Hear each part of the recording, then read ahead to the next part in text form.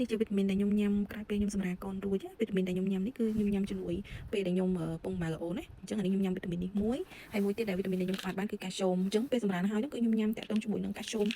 ទឹកឯប៉ុន្តែកាល់ស្យូមទឹកហ្នឹងវាមាននេះច្រើនពេកវាមានជាតិស្ករច្រើនពេកអញ្ចឹងខ្ញុំក៏ដូរមកញ៉ាំកាល់ស្យូមគ្រាប់នេះវិញអញ្ចឹងខ្ញុំញ៉ាំកាល់ស្យូមទឹកនោះបានប្រហែលជាខ្ទង់3 ខែជាងដែរតែមកខ្ញុំមកញ៉ាំអានេះអញ្ចឹងខ្ញុំញ៉ាំអានេះតែក៏គ្រាប់វាធំពេកពិបាកញ៉ាំដែរព្រោះគ្រាប់វាធំមែនតើហ្មងណា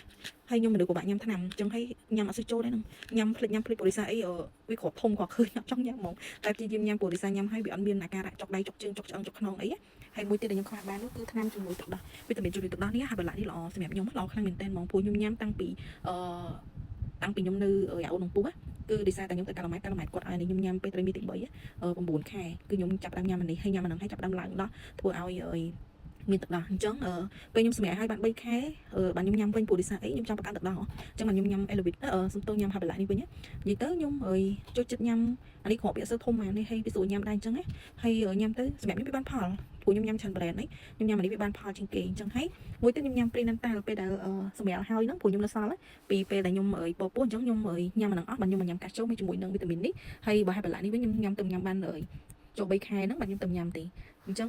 វីតាមីនខ្ញុំញ៉ាំមានប៉ុណ្ណឹងកំឡុងពេលខ្ញុំបើដល់អូនណា